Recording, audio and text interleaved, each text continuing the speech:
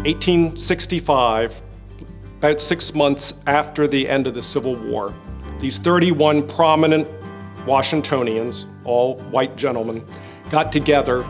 They knew that with the Civil War over, now there was going to be a new influx of newly freed slaves, veterans.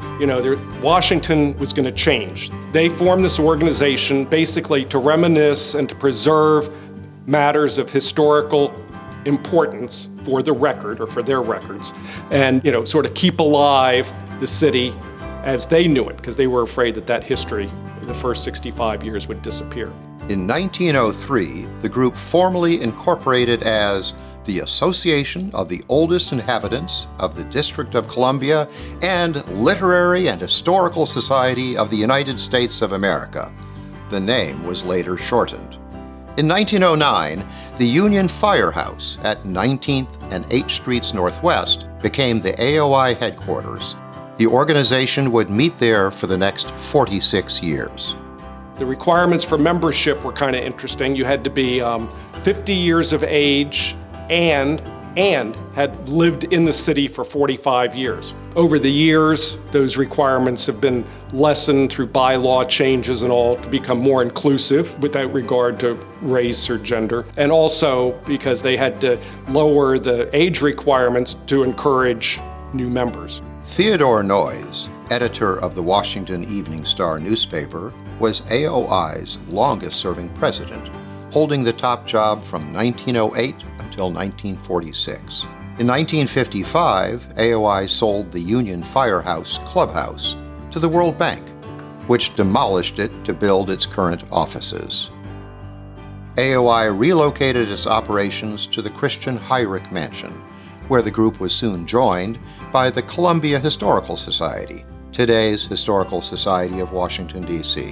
In 1968, AOI donated thousands of pieces of historical memorabilia to the Smithsonian, the Navy Yard Museum, and the Historical Society. In recent years, AOI has been active on a number of preservation fronts. The group lobbied for years to get the D.C. government to return the statue of Governor Alexander R. Boss Shepard to the Wilson Building from its humiliating exile at the Blue Plains Sewage Treatment Plant. In 2005, we had a New Year's Day protest in front of the district building calling for the return of the Governor Shepard statue. And this sounds like the wheels turned really quickly. We'd been working on some things in the background that earlier fall, but by January 29th, 28 days later, the statue was back and had been reinstalled in front of the district building. And it sort of tied together, again, that whole L'Enfant plan, city streets, keeping streets open, public works improvements and all. And so we're pretty proud that we were able to, get the statue of Shepard returned. AOI also supports many local organizations.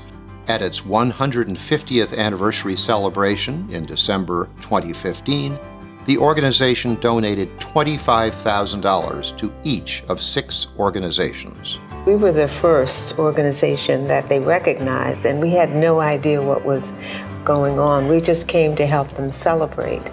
And when they called us up and presented us with this huge check, we were basically speechless.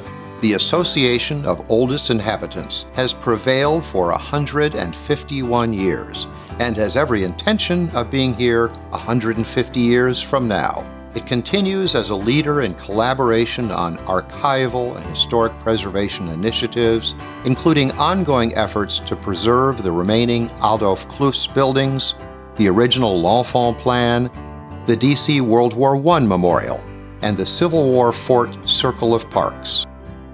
Their board members are extraordinary people.